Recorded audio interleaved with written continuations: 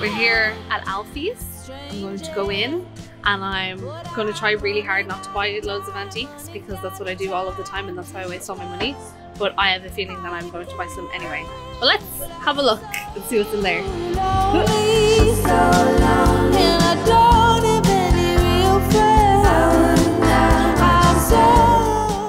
This is a bit of me, like.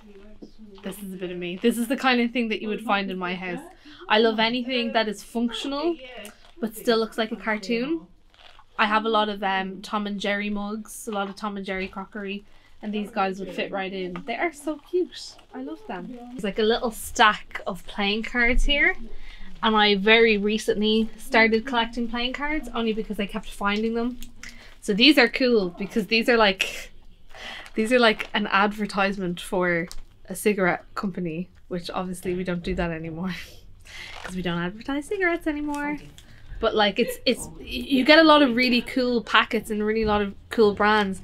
I have 3 packets of Japan Airlines playing cards, and they all have like different designs on the back that are kind of relating to Japanese culture, especially whatever was kind of cool and interesting in the 70s. Contraband. Pepe's card game.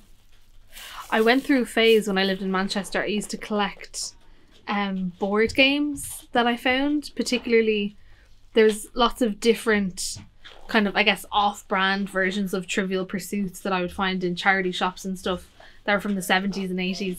And all of the cultural references were like so outdated.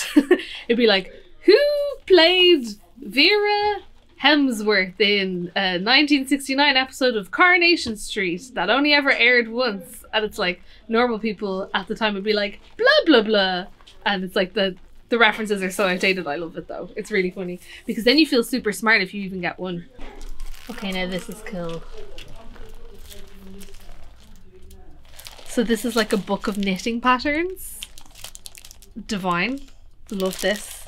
My nanny is a great crocheter and I used to get like knitting patterns from stuff when I was a teenager and bring them to her. She can't knit. She's not really a knitter, she's a crocheter. It's a different thing. She'll always say it's a different thing. But I love this. Look at this. I don't really have anything to say about it. I like anything like this. I used to collect something that this reminds me of is like the old Beatles fan magazines.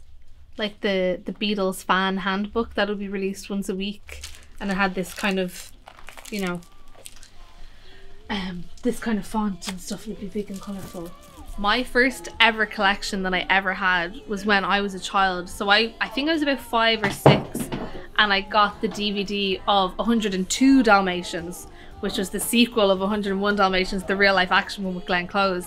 And in McDonald's at the time, in the Happy Meal, they were selling like Dalmatian McDonald's toys in the Happy Meals, and then they ended up in loads of charity shops in Dublin.